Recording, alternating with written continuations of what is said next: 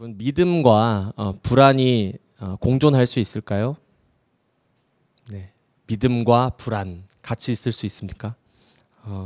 우리가 흔히 그러기 좀 어려울 거라고 생각할 때가 많은 것 같습니다. 믿는다는 것은 믿음이라는 것은 어떤 그 대상에 대해서, 상대에 대해서 흔들리지 않는 어떤 상태, 굳건한 무엇이라는 이미지가 강하죠. 그러나 사실 우리 삶의 굉장히 많은 부분에 이 믿음과 불안이 함께 공존하고 있다는 것을 알 수 있는데요. 우리는 배우자의 운전 실력을 믿습니다. 믿으십니까? 네. 배우자의 운전 실력을 전적으로 믿지만 차가 이렇게 속도를 내기 시작하면 안전벨트를 다시 한번 이렇게 꽉 여미게 되는 우리의 모습이 있고, 비행기를 탈 때도 마찬가지죠. 확률적으로 이렇게 안전하게 비행기가 뜨고 내릴 것을 믿는 믿음이 있기 때문에 타지 않겠습니까? 예, 떨어질 거라고 생각하고 타는 사람은 없다는 거예요. 이건 안전하게 갈 거야라는 믿음이 있지만 그 비행기가 떠오를 때 여러 가지 이제 흔들림과 이제 그 긴장 속에서 우리가 약간 두려움을 갖게 되는 것이죠. 내년에 북중미 월드컵이 열립니다. 월드컵이 이제 여기서 열리는데 우리나라 국가대표 선수들, 우리 캡틴 손흥민 선수를 필두로 한 우리 국가대표 선수들을 우리가 믿어줘야 하겠죠. 네, 열심히 나라를 대표해서 뛰리라고 우리가 믿을 것입니다. 네, 저는 믿을 건데 월드컵 우승팀에 돈을 걸라고 하면 대한민국에 걸 수 있을까요? 못 걸 것 같아요. 네. 현재 피파 랭킹 1위를 제가 찾아보니까 스페인이 1등이더라고요. 네, 2등이 아르헨티나인데 여러 가지 이야기들이 있죠. 네. 여러분 자녀를 믿으십니까? 네. 자녀는 믿음을 먹고 큰다 그래요. 그래서 우리가 자녀들을 믿어줘야 하겠지만, 제가 한국에서 고등부 사역을 오랫동안 했으니까 그 수능 당일이 되면 그 아이들 수능 시간표, 시험 시간표에 맞춰서 이렇게 기도를 하는 그 수능 기도회를 인도할 때가 많았습니다. 그래서 언어 영역 딱 시작하면 우리 아이들 지금 언어 영역 시작했습니다. 펜 잡았으니까 기도합시다 하고 막 기도하고 부모님들하고 이렇게 하는데, 아침 그 1교시 딱 시작하는 그 언어 영역 시간에 눈물 받아요. 네, 부모님들이 그렇게 눈물을 많이 흘리십니다. 분명히 아침에 이렇게 아들 딸들 밥 먹여놓고 엄마는 너를 믿어 하셨을 거잖아요. 엄마는 너를 믿어, 아빠는 너를 믿는다, 가서 힘내라 라고 말했지만, 그리고 그 아이를 믿어주고 싶지만 사실 여기 기도의 자리에 와서 딱 앉는 순간 마음에 불안한 거죠. 이 아이가 잘할 수 있을까? 내가 아이를 믿는다고 말했지만 잘할 수 있을까? 이 믿음과 불안이 공존하는 상태가 있을 수 있다라는 것이죠. 한 가지만 더 말씀을 드려보면, 사랑하는 남녀 사이에, 연인이나 어떤 부부 사이 안에도 자주 일어나는 일 중에 하나가 어떤 이런 그 확인의 과정인 것 같아요. 확인의 과정. 사랑을 믿지 못하는 것은 아닙니다. 이 사람을 사랑하고 이 사람을 믿지만 현실이 불안정하고 우리는 완벽한 존재가 아니기 때문에 그 사랑이 여전히 우리 안에 유효한지를 계속해서 확인하고 싶은 것이 우리들의 모습이다라는 것이죠. 남편이 늦게 들어오는 날이 만약에 잦아진다고 한다면 아내가 질문할 것입니다. 요즘 왜 이렇게 늦게 들어와? 네, 아주 조심스럽게. 누구랑 있었는데? 뭐 했는데? 이렇게 물어보겠죠.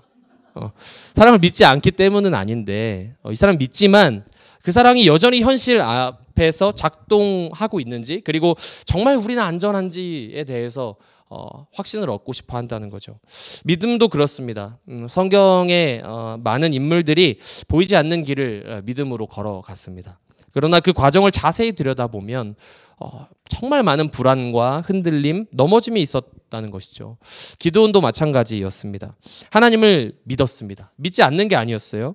지난 시간에 살펴본 것처럼 기드온은 이미 하나님의 확실한 부르심을 받았습니다. 큰 용사여, 여호와께서 너와 함께 하신다.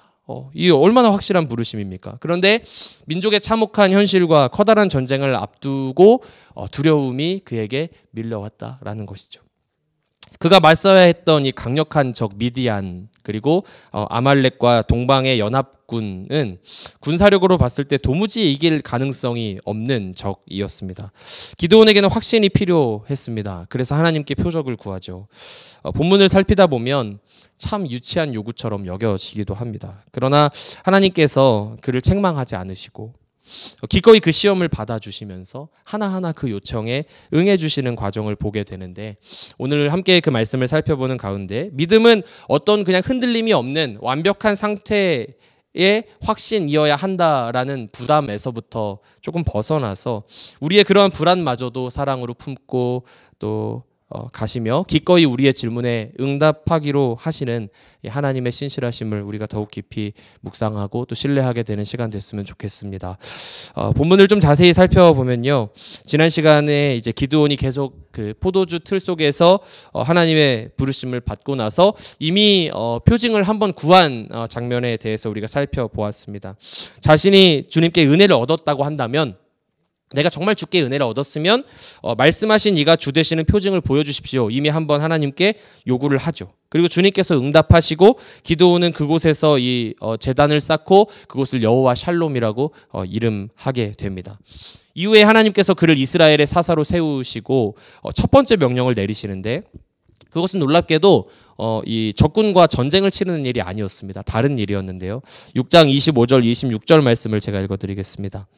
그날 밤에 여호와께서 기드온에게 이르시되 내 아버지에게 있는 숫소 곧 7년 된 둘째 숫소를 끌어오고 내 아버지에게 있는 바알의 제단을 헐며 그 곁에 아세라 상을 찍고 또 이 산성 꼭대기에 내 하나님 여호와를 위하여 규례대로 한 제단을 쌓고 그 둘째 숫소를 잡아 내가 찍은 아세라 나무로 번제를 드릴지니라 하시니라.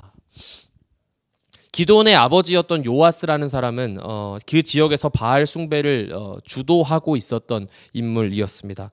바알과 아세라상을 실제로 나무를 가지고 만들고 그 숭배하는 일에 앞장선 집안이었다라는 것이죠. 이것은 단순히 어떤 집안의 사소한 문제가 아니라 이 민족 전체, 민족 공동체 전체의 죄악이 이 한 집을 통해서 확산되고 있었던 모습을 보여주고 있는 것이죠. 아마 기드온이 하나님께서 자신을 부르실 때 저의 집안은 이 므낫세 중에서도 가장 작은 집안입니다라고 자신 없이 말했을 때 아마 이러한 배경들이 좀 작용했으리라고 생각이 듭니다. 저희 집은 우상을 섬기는 집인데 어떻게 저를 용사라고 말씀하십니까? 라는 것이죠. 그런데 하나님께서 그 기드온을 부르신 이후에 전쟁에 나가기 전 이 문제를 가장 먼저 정리하도록 하신 거예요. 여러분, 이처럼 부르심은 언제나 내 삶의 가장 가까운 자리에서부터 시작됩니다. 마치 다윗이 우리가 기억하는 커다란 전투들, 또 이 골리앗을 쓰러뜨리는 그런 일들이 있기 이전에 들판에서 하나님과 고독한 시간을 보내는 과정을 통하여 철저히 준비되었던 것처럼 말입니다. 기드온은 이 바알과 아세라를 제거하고 여호와 하나님을 위한 제단을 쌓아야 하는 그 명령 가운데 놓여졌습니다. 26절 말씀에 이 지정된 장소였던 산성 꼭대기는 모든 이스라엘이 볼 수 있는 곳에서 이 일을 행해야 했다라는 것을 의미하고 있어요. 포도주 틀 속에서 갇혀서 그냥 하루 먹을 양식이나 고민하고 타작하고 있었던 이 기드온은 이제 그 자리를 박차고 나와 부르심 가운데로 갑니다. 이 아버지의 집에 있는 바알의 제단을 허물고 아세라 상을 다 찍어낸 이후에 그 우상을 땔감으로 삼습니다. 우리 하나님의 힘이 드러나는 자리이죠. 그 우상을 땔감으로 삼아서 그 아버지의 집에 있는 소를 취하여 하나님께 번제를 드리는 일을 이 기드온이 이제는 온 백성들 앞에서 감당하게 되었다라는 것이죠. 이 일이 결코 쉬운 일이 아니었을 것입니다. 기드온이 이 우상들의 주인도 아니었을 것이고 특별히 가정의 최종 결정권자가 아니었기 때문에 그 아버지와 집안의 뜻을 거슬러서 이러한 일들을 행한다는 것이 너무나 어려운 일이었죠. 그런데 그가 순종했다라는 거예요. 정말 위대한 믿음의 행위라고 여겨지지 않으십니까? 그런데 뭐가 같이 있었느냐?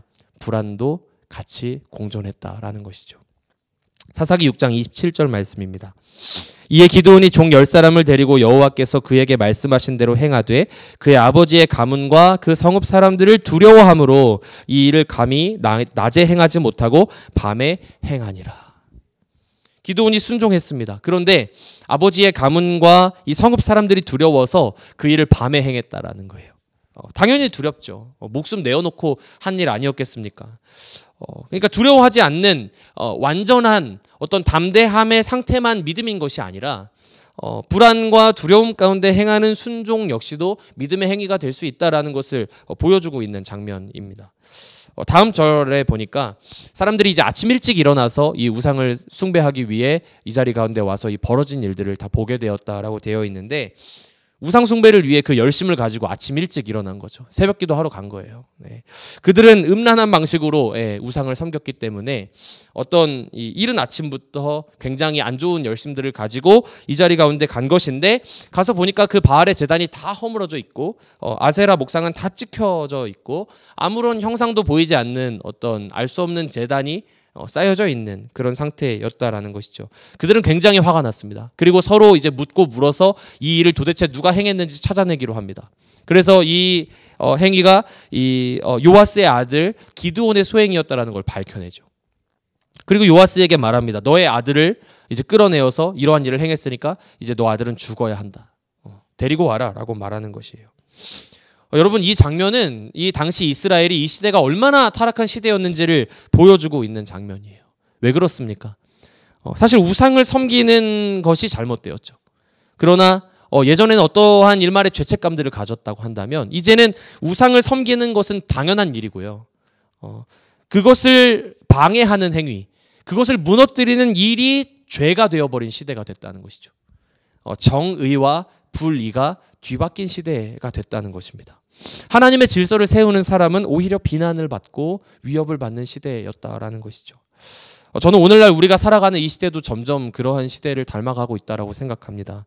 하나님보다 우선되는 것들이 너무나 자연스럽게 자리 잡고 있는 시대입니다. 너무나 세련되게 자리 잡았습니다. 돈, 성공, 성취, 외모, 커리어, 사회적 지위 같은 것들이 삶의 가장 중요한 가치가 되었습니다. 그리고 그것을 지키기 위해서라면 얼마든지 이 내가 가진 신앙을 포함한 많은 것들은 조절할 수 있는 문화가 세상뿐만 아니라 교회 안에도 팽배해 있는 그러한 시대입니다. 성경의 가치를 따라가고자 하는 삶은요, 유난스러운 삶처럼 여겨집니다. 융통성이 없는 사람처럼 여겨지는 시대. 마치 우상을 무너뜨렸을 때 너는 이제 그러한 일을 행했으니 죽어야 한다라고 덤볐던 사람들과도 같이 그러한 시대가 우리에게 물밀듯이 밀려오고 있다라는 거예요.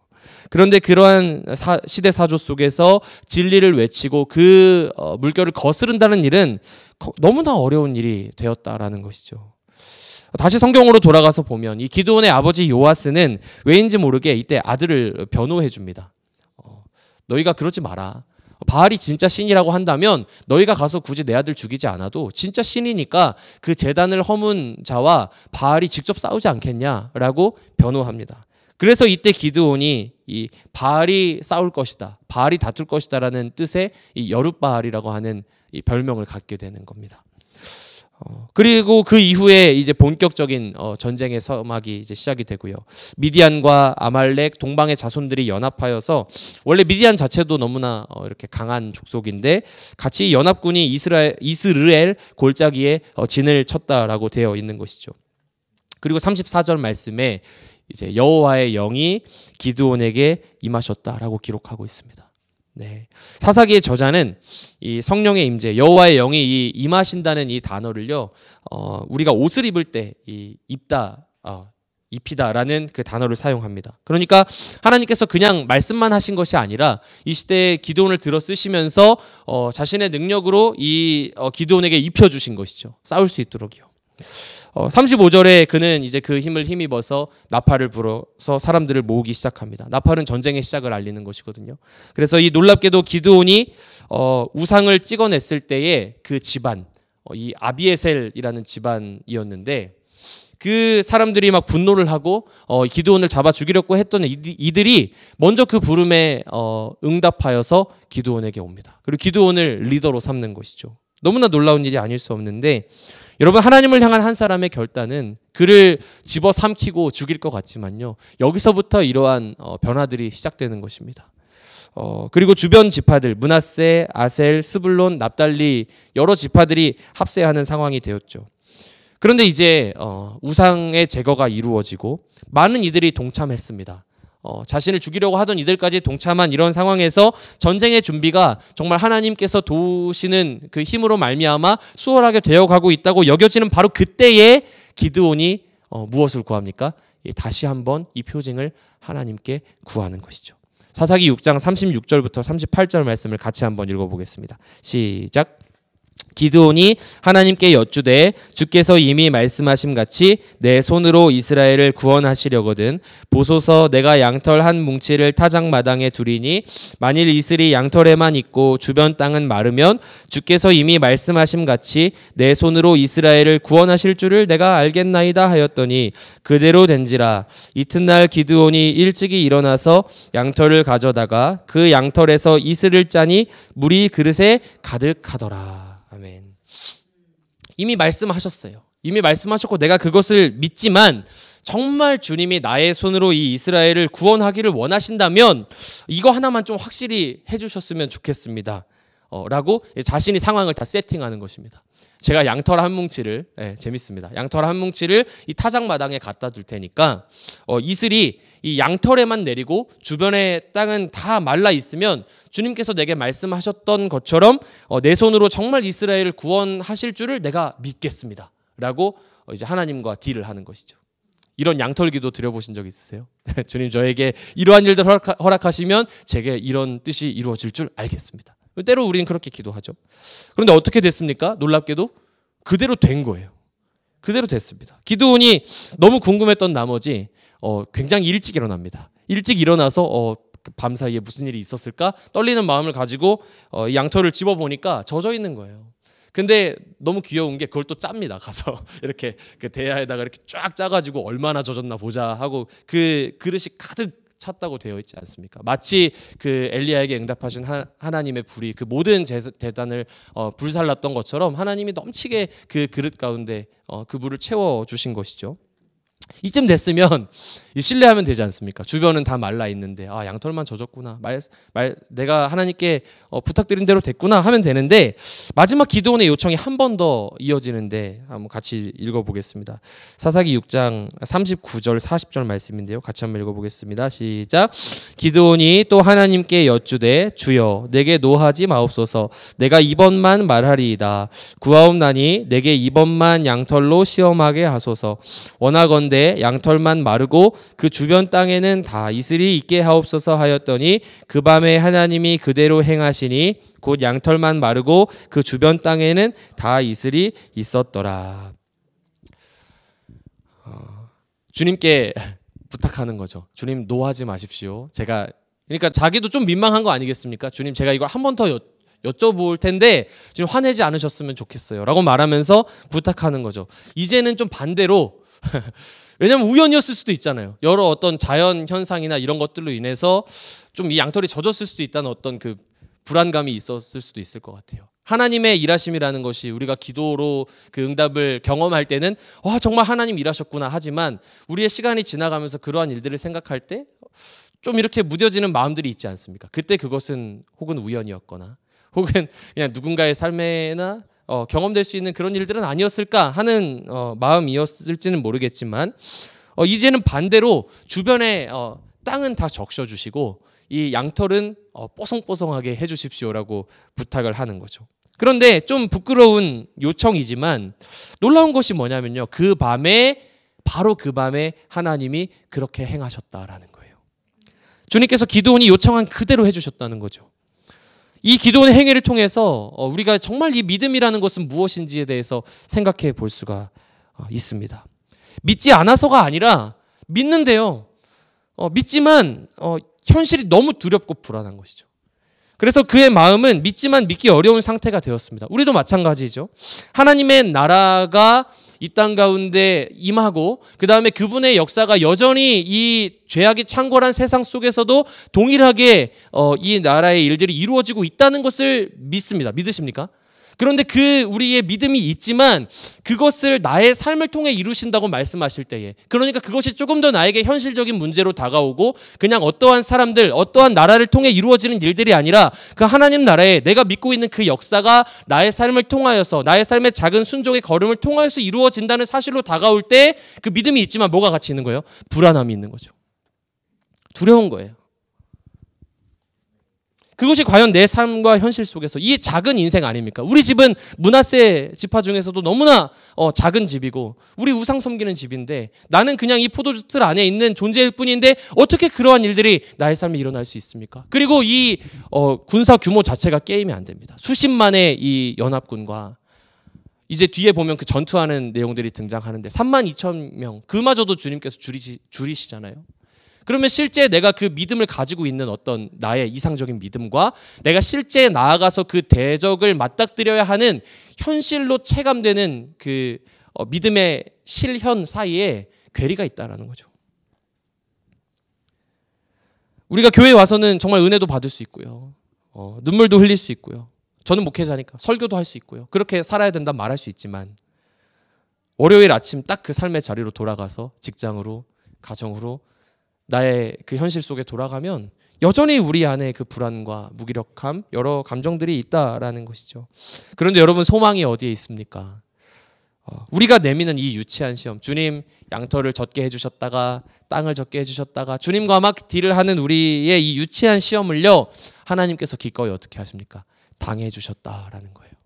그래서 오늘 말씀의 제목이 시험 당하시는 하나님인데요. 기드온아 너 두렵구나. 내가 너의 마음을 다 안다. 그러니까 너가 원하는 대로 내가 해줄게. 괜찮아. 기드온이 보여주었던 어떤 불안. 우리가 보기에는 이 사사로서 좀 합당하지 않아 보이는 계속 두려워하고 무슨 저런 사람을 세웠나 할 수 있을 정도로 하나님께 나아가서 끝없이 그 증거를 구하는 그런 모습이라고 할지라도 주님은 그를 비난하지 않으셨다라는 거예요. 이것이 연약한 인간의 솔직한 모습이고 우리 하나님은 애초에 그가 의심할 것도 아셨고요. 그가 두려워할 것도 알고 계셨지만 애초에 그 모든 것을 아시고 그에게 찾아가셔서 큰 용사다라고 말씀하신 우리 주님께서는 그를 통해 이 이스라엘의 구원을 이루시기로 이미 작정하셨기 때문에 그의 요청에 친히 응답하심으로 친히 시험 당하심으로 그의 순종을 도와주시더라라는 것입니다. 저는요 살면서 이러한 은혜들을 종종 경험했던 것 같아요. 최근의 일을 살펴보자면 제가 미국에 이제 나오기 전에 직전에 이제 사역했던 교회를 사임하고 나서 한 반년 정도의 시간이 있는데 그때 반복해서 기도했던 두 가지 기도 제목이 있었습니다. 뭐 아시는 분들도 계실 텐데 두 가지였어요. 첫 번째는 주님 저에게 확실한 부르심을 주시면 좋겠습니다. 였고요. 두 번째는 저와 저의 아내에게 동일한 마음을 주시면 좋겠습니다. 그래서 정말 누가 봐도 이거는 확실한 부르심이고 누가 봐도 아내와 이렇게 같은 마음으로 기쁘게 갈 수 있는 곳이라고 한다면 그것을 제가 주님이 저를 부르신 뜻으로 알고 그렇게 순종하겠다라고 기도를 한 거죠. 어찌 보면 참 그럴듯하고요. 부르심을 쫓아서 살고 싶은 목회자의 어떤 신실한 기도처럼 보일 수 있지만 사실은 어떻습니까? 하나님께 주님 확실히 보여주시면 제가 이 목회 현장으로 가겠습니다라는 이 확신을 구하는 양털 기도와 같은 기도였다라고 다시 돌아보게 되었습니다. 하나님을 믿죠. 하나님을 믿습니다. 그리고 저를 목회자로 부르신 것도 알겠는데 길을 잘 모르겠는 거예요. 그래서 불안한 거죠. 선택지가 너무 많으니까 내가 하나님을 믿습니다. 그리고 하나님이 나를 부르신 것도 믿습니다. 그리고 우리 가정을 인도하실 것도 믿지만 내가 어떠한 잘못된 선택으로 인해서 잘못된 판단으로 인해서 잘못 내디딘 걸음으로 인해서 내가 너무 힘들어지면 어떡하지? 내가 그곳이 너무 나를 이렇게 우리 가정을 피폐하게 하는 곳이면 어떡하지 하는 그 불안과 이 믿음이 공존하는 상태였던 거죠. 그래서 양털 기도하는 거예요. 주님 확실한 부르심, 동일한 마음 주시면 그게 아니면 조금도 움직이지 않을 생각으로 보여주시면 가겠습니다라고 주님께 어떻게 보면 참 어린아이처럼 기도했는데 놀라운 것은 무엇입니까? 주님께서 그 기도를 들어주시더라라는 거예요. 제가 이런저런 흔들림 속에서 여러 문턱들에 서봤거든요. 되게 다양한 문턱이 있습니다. 궁금하시면 저희 집에 놀러 오시면 들려드릴게요. 네. 그래서 이런 거 저런 거 해보고 막 그 일하는 데로도 막 갔다가 그냥 뭐 공부의 길이 있을까 해서 저기 뭐 옆 나라에 캐나다에 학교도 하나 지원했고 막 여러 문턱들에 서봤어요. 그래서 막 갈등하면서 하나님 확실한 부르심이 어디 있습니까? 아내와 동일한 마음을 주십시오. 기도하는 가운데 정말 너무나 확실하게 우리 KCPC의 이 청빙 공고를 보고 부르심이 있다고 좀 마음이 들어서 이력서를 보냈죠. 그리고 3일 만에 청빙이 끝난 것입니다. 정말 그 6개월 동안 어떠한 응답도 없다고 여겨졌었는데 저희 담임 목사님께서 이제 정말 처음에는 AI처럼 여겨졌습니다. 그 정확한 그 빠른 응답으로 저에게 답장을 주시는데 이게 뭔가 하나님께서 우리 가정을 부르실 수 있겠다라는 그런 마음 속에서 이 과정이 진행되었고, 하나님 저희 가정을 너무 순적하게 이 아내와 기쁜 마음을 가지고 오도록 이 두 가지 기도 제목을 신실하게 이루어 주시더라고요. 그런데 우리 믿음이라는 게 어찌나 연약한지 그렇게 보여주셔도 이 기도를 다시 바꿔서 하는 거예요. 양털이 젖어서 꽉 차서 물이 다 나왔는데 우리 마음에 이거 뽀록이면 어떡하지? 이거 우연이면 어떡하지? 네. 한 번 더 확인하고 싶은 거죠. 네. 의심하진 않았지만 주님 믿습니다. 우리 가정이 하나님의 인도하심에 따라 미국에 온 것을 믿지만 한 번 더 이제 부탁하는 거예요. 주님 혹시 우리 가정을 정말 여기 부르셨고 저의 부르심이 여기 있다면 여름 사역에 좀 은혜를 주시면 좋겠습니다. 기도하는 거죠. 거기서 뭔가 확실한 하나님의 일들이 막 일어나고 그 열매를 제가 보면 하나님이 그제서야 저를 이 땅에 부르신 뜻이 있음을 제가 알겠습니다 하고 하나님과 딜하는 거죠. 그래서 반드시 은혜 주셔야 됩니다 주님. 막 혼자 평안 가운데 있고 막 그랬던 것 같아요. 그리고 그 이후에 그 기도가 그쳤을까요? 양털 기도가 또 했습니다. 최근에 언제 했을까요? PCA 전입 목사고시 보면서 주님 저를 미국에 이 목사로 부르셨다면 이 시험을 패스하게 해주셔야 하지 않겠습니까? 그러면 제가 막 그 공부하면서 지혜가 부족할 때 주님 부르심이 여기 있으면 이 시험 패스할 수 있게 지혜 주십시오. 막 하나님과 양털 기도를 한 거예요. 그게 우리 모습이지 않습니까? 여러분 믿음의 조상이라고 불리는 사람이 있어요. 누굴까요? 아브라함. 네. 정말 놀라운 하나님의 약속을 받은 사람이고 그것을 믿으며 나아간 사람이었습니다. 창세기 15장에 그 과정이 잘 기록이 되어 있는데 이것을 자세히 살펴보면 믿음의 주체가 우리가 그를 믿음의 조상이라 말하지만 사실 그 주도권은 믿음의 주체는 아브라함에게 있지 않고 누구에게 있습니까? 그를 부르신 하나님께 있었다는 것을 너무나 잘 살펴볼 수 있는 본문의 과정인데 이 15장의 앞선 장 14장에 아브라함이 이 조카 롯을 구해내는 과정이 등장을 합니다. 그때 여러 왕들과 이 전쟁을 치르고 나서 비록 승리하고 조카 롯도 구출했지만 여러 가지 두려움들이 이 아브라함에게 있었던 것 같아요. 난 약속은 받았지만 하나님 믿지만 아직 나 자식도 없고 여러 가지 어떤 보복을 당하면 어떠나 하는 두려움들, 여러 가지 두려움들 가운데 사로잡혀 있었던 것 같습니다. 그때 하나님께서 찾아오셔서 이 아브라함에게 말씀하시는 거예요. 창세기 15장 1, 2절 말씀에 이후에 여호와의 말씀이 환상 중에 아브라함에게 임하여 이르시되 아브라함아 두려워하지 말라. 나는 내 방패요 너의 지극히 큰 상급이니라. 아브라함이 이르되 주 여호와여 무엇을 내게 주시려 하나이까? 나는 자식이 없사오니 나의 상속자는 이 다메섹 사람 엘리에셀이니이다. 두려워하지 말라고 말씀하셨어요. 두려워하지 말라고 말씀하셨는데 아브라함의 마음 가운데 그 주님을 믿습니다. 여전히 그 약속이 나에게 유효한 걸 믿지만 두려움이 있는 거죠. 이러다 끝내 자식이 없으면 어떡하나. 그래서 저는 자식 없는데 무슨 소망이 제게 있겠습니까? 질문하는 거죠. 그런 아브라함에게 하나님께서는 분명히 다시 말씀하십니다. 그 다메섹 사람이 아니라 너의 몸에서부터 날 자가 너의 상속자가 될 거야. 명확하게 말씀해 주시고 그를 데리고 가셔서 이제 그 시청각 교재를 활용하시면서 하늘의 무별들을 쫙 보여주시면서 이제 이 너의 자손이 이 별과 같이 많아질 거다라고 말씀을 하시죠. 그때 6절 말씀에 이제 하나님 그렇게 보여주시니까 이런 말씀이 등장을 하는데요. 아브라함이 여호와를 믿으니 여호와께서 그 이를 그의 의로 여기시고 라고 되어 있습니다. 이 구절만 읽으면 이렇게 이해하기가 쉽죠. 역시 아브라함이구나. 명불허전이구나. 잠시 흔들렸지만 하나님이 약속의 말씀을 주시니까 정말 굳건하게 그것을 붙잡고 믿었구나. 얼마나 잘 믿었으면 하나님이 그걸 의로 여기셨을까. 이런 마음이 들죠. 얼마나 믿음이 좋으면 하나님이 그것을 의로 여기실 만큼 이 아브라함의 믿음이 굳건했을까라고 생각할 수 있지만 그렇지 않다라는 거예요. 하나님께서 이어서 계속 말씀하십니다. 이제 내가 너한테 땅을 줄게. 자손 다음에 땅을 약속하시는데 아브라함이 바로 다시 하는 질문을 살펴보면 알 수 있습니다. 15장 8절에 그가 이르되 주 여호와여 내가 이 땅을 소유로 받을 것을 무엇으로 알리이까? 라고 질문합니다. 약속의 땅을 받을 것을 그럼 본인이 어떻게 알 수 있냐라는 거죠. 어떻게 주님 저에게 확증해 주실 건데요. 믿지만 불안한 거죠. 그러자 하나님께서 그때 또 친히 그 확신을 다시 주십니다. 여러 재물들을 가져오라고 말씀하신 다음에 그것들을 반으로 쪼개어 놓고 언약을 맺으시는 너무나 중요한 내용이 등장을 하죠. 이 언약을 어기는 결과는 곧 죽음을 의미했습니다. 내가 반드시 이 약속을 너한테 이룰 거야. 그런데 그러한 일들이 있고 나서 바로 이어지는 16장의 내용이 어떤 내용입니까? 아브라함이 이제 그 하나님의 확실한 약속을 받고 믿음 가운데 전혀 흔들리지 않았더라.